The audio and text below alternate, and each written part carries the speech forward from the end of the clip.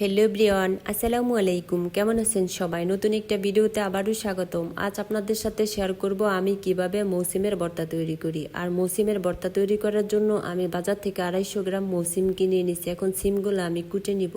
আর কুটে নেওয়ার আগে আমি আপনাদেরকে দেখাচ্ছি, দেখেন মাশাল্লাহ সিমগুলা দেখতে কতটা সুন্দর লাগছে। আর দেখেন এখন আমি সিমগুলা কিভাবে কুটে নিচ্ছি। প্রথমে 2 ভাগ করে নিচ্ছি, তারপরে আরেক ভাগ করে নিচ্ছি। আর মোটা রগটা এভাবে ফেলে দিচ্ছি, আর নিচের চিকন রগটাও ফেলে দিচ্ছি। এখন বটি দিয়ে মাঝখানে আমি ফালি করে নিব, কারণ এই মৌসিমের ভিতরে কিন্তু শক্ত একটা অংশ থাকে। এই শক্ত অংশটা কিন্তু ভর্তা বানানোর সময় পাটার মধ্যে বাটা যায় না, শুধু পিছলায়। এজন্য কাঁচা অবস্থায় মাঝখানের শক্ত অংশটা আমি ফেলে দিব। কিন্তু সিমগুলো অনেক কচি, এজন্য শক্ত অংশটা এইভাবে কাঁচা অবস্থায় ফেলে দেওয়া যাচ্ছে না। এজন্য আমি সিদ্ধ করার পর তারপরে ফেলে দিব। দেখেন আমি কুটা সিমগুলো পানির মধ্যে দিয়ে দিচ্ছি। তো এইভাবে করে আমি সিমগুলা কুটে নিব। আর আগে যখন গ্রামে যেতাম তখন দেখতাম গ্রাম অঞ্চলে এই সিমগুলা গাছের মধ্যে অনেক দৌড়ে থাকতো, কেউ খাইতো না। আর এখন বাজারে কিনতে পাওয়া যায়। তো আজকে চোখের সামনে পড়লো, এই জন্য আমি সিমগুলা কিনে নিয়েছি ভর্তা খাওয়ার জন্য। এই সিমগুলানের ভর্তা খেতেই আমার কাছে সবচেয়ে বেশি ভালো লাগে। ভাজি বা তরকারি আমি কাউকে খেতেও দেখি না, বা খেতেও মনে হয় ভালো লাগে না। তো দেখেন সিমগুলো আমার প্রায় কেটে নেওয়া হয়ে গেছে, শুধু একটা সিম বাকি আছে। তো এইভাবে করে আমি বাদবাকি সিমগুলোও কুটে নিচ্ছি। আর কুটে রাখা সিমগুলো দেখেন আমি পানির মধ্যে দিয়ে দিচ্ছি। এখন আমি হাত দিয়ে উল্টিয়ে পাল্টিয়ে ভালো করে পরিষ্কার করে ধুয়ে নিব। তারপরে আমি দেখেন এইখানে আমি একটা বাটি নিয়েছি, বাটির মধ্যে পানি দিয়েছি, আর পানির মধ্যেও আমি সিমগুলা দিয়ে দিচ্ছি। আর ধুয়ে রাখা সিমগুলো আবারও হাত দিয়ে উল্টিয়ে পাল্টিয়ে ভালো করে পরিষ্কার করে ধুয়ে তারপরে পাতিলের মধ্যে পানি নিয়েছি, আর পানির মধ্যে সিমগুলা দিয়ে দিচ্ছি। তো এইভাবে করে সব কয়টা সিম দেখেন পাতিলের মধ্যে দেওয়া হয়ে গেছে। এখন আমি সিদ্ধ করার জন্য পাতিলটা সরাসরি চুলায় বসিয়ে দিয়েছি। দেখেন চুলায় বসিয়ে দেওয়ার পর এই পর্যায়ে এর মধ্যে আমি দিয়ে দিব পরিমাণ মতো অল্প একটু লবণ। তো দেখেন আমি লবণটা দিয়ে দিচ্ছি। এখন আমি ঢাকনা দিয়ে ডেকে 4-5 মিনিট জাল করে নিব। 4-5 মিনিট পরে দেখেন পানির মধ্যে বলক উঠে গেছে। আর এইভাবে খুন্তি দিয়ে নেড়ে চেড়ে তারপরে আমি আবারও ঢাকনা দিয়ে ডেকে আরও 3-4 মিনিট জাল করে নিব। তো 3-4 মিনিট পরে দেখেন সিমের কালারটাও চেঞ্জ হয়ে গেছে। আর এভাবে খুন্তি দিয়ে দেখছিলাম সিমগুলো সিদ্ধ হয়ে গেছে। এখন আমি নামিয়ে পানি নিগড়িয়ে তারপরে টালা টালা করে নিব। তো দেখেন এইভাবে উল্টিয়ে পাল্টিয়ে টালা টালা করে তারপরে আমি একটা বাটির মধ্যে নামিয়ে নিয়েছি। তো আপনারা দেখলেই বুঝবেন আমি কেমন করে টালা টালা করছি। এর চেয়ে বেশি পোড়া পোড়া করে টালা টালা করলে ভর্তাটা খেতে ভালো লাগবে না। তো দেখেন ঠান্ডা হয়ে গেছে। এখন আমি এই যে মাঝখানের যে শক্ত অংশটা আছে, শক্ত অংশটা কিভাবে তুলে নিচ্ছি দেখেন কত সহজে উঠে আসছে। তো এইভাবে করে আমি সবগুলা মৌসিমের এই শক্ত অংশগুলো তুলে নিব, যাতে আমার বাড়তে সুবিধা হয়। তো এইভাবে করে সব কয়টা সিমের শক্ত অংশ আমার তুলে নেওয়া হয়ে গেছে। এই যে দেখেন এখন আমি ভর্তাটা বানানোর জন্য আগে থেকেই একটা বাটিতে পেঁয়াজ কুচি করে নিয়েছি।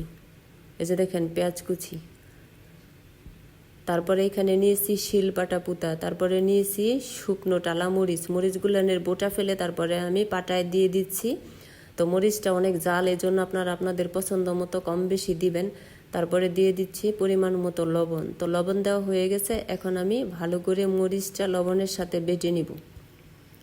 তো এইভাবে কিছুক্ষণ বেটে নেওয়ার পর আমার কাছে মরিচের খোসাটা মানে একটু আস্তে আস্তে মনে হচ্ছে, এই জন্য অল্প একটু পানি দিয়ে মরিচের খোসাটা আমি ভালো করে বেটে নিব। তো দেখেন অল্প একটু পানি দিচ্ছি, আর এইভাবে আলতোভাবে আমি মরিচটা আধ ভাঙা করে বেটে নিচ্ছি। তো আপনারা দেখলেই বুঝবেন মরিচটা আমি এত বেশি মিহিন করি না। এই যে দেখেন কেমন আধ ভাঙা করে মরিচটা বেটে নিয়েছি। এখন আমি পরিষ্কার করে রাখা মৌসিমগুলা শিলপাটায় দিয়ে দিচ্ছি। এখন আমি মৌসিমগুলা দেখেন কেমন করে বেটে নিচ্ছি। তো এই ভর্তাটা কিন্তু শিলপাটায় বানালেই সবচেয়ে বেশি সুন্দর হয়, খেতে মজা হয়। এই ভর্তাটা বানাতে কিন্তু একটু পরিশ্রম, কষ্ট হলেও খেতে অনেক মজা। এই ভর্তাটা কিন্তু বানানোর পর খেতে একটু মিষ্টি মিষ্টি হয়, আমার কাছে ভাল লাগে। আপনাদের কাছে কেমন লাগে কমেন্ট করে জানাবেন। আর আপনাদের কাছে যদি মৌসিম থাকে এভাবে ভর্তা বানিয়ে খাবেন। আর এই মৌসিমের ভর্তার সাথে কিন্তু ভাজা মাছ হলে তো আর কিছুই লাগে না। তো দেখেন আমার ভর্তাটা কিন্তু প্রায় বানানি হয়ে গেছে। এই যে দেখেন কতটা মিহিন করে আমি বেটে নিয়েছি। এখন আমি কুচি করে রাখা পেঁয়াজগুলা দিয়ে দিচ্ছি। তো পেঁয়াজ দেওয়া হয়ে গেছে। এখন আমি পেঁয়াজটাও ভর্তার সাথে ভালো করে আধ ভাঙা করে মিলিয়ে নিব। তো পেঁয়াজটা কিন্তু বেশি মিহিন করে বাটা যাবে না, তাহলে ভর্তাটা পানি পানি হয়ে যাবে, খেতে ভালো লাগবে না। আঠালো থাকলে কিন্তু ভর্তাটা খেতে ভালো লাগে। তো দেখেন আমার পেঁয়াজটা কিন্তু আধ ভাঙা করে ভর্তার সাথে বেটে নেওয়া হয়ে গেছে। এখন সবটা একসাথে ভালো করে মিলিয়ে নিব। তো দেখেন সব ভর্তাগুলো একসাথে ভালো করে মিলিয়ে নেওয়ার পর আমার কাছে মানে একটু লবণটা কম মনে হচ্ছে, এজন্য অল্প একটু লবণ দিয়ে দিচ্ছি। আর এইভাবে পাটার মধ্যে আমি এইভাবে উল্টিয়ে পাল্টিয়ে হাত দিয়ে ভালো করে মেখে তারপরে মিশিয়ে নিচ্ছি। তা আমার মাখা দেখলে আপনারা বুঝবেন মানে ভর্তাটা খেতে কতটা মজার। আর আমার জিহ্বার মধ্যে কিন্তু এখনই পানি চলে আসছে। তো এইভাবে কিছুক্ষণ মেখে নেওয়ার পর দেখেন ভর্তাটা এখন আমি এইভাবে হাত দিয়ে ডলে তারপরে গুল করে মানে বাটিতে আমি নামিয়ে নিব। তো দেখেন বাটিতে আমি নামিয়ে নিয়েছি। এখন বাদ বাকি ভর্তাটাও আমি এভাবে করে বাটির মধ্যে আমি নামিয়ে নিব। তো দেখেন আমি ভর্তাটা বাটির মধ্যে নামিয়ে নিয়েছি। আর এ পর্যায়ে এর মধ্যে আমি একটা শুকনো মরিচ দিয়ে পরিবেশন করে নিচ্ছি।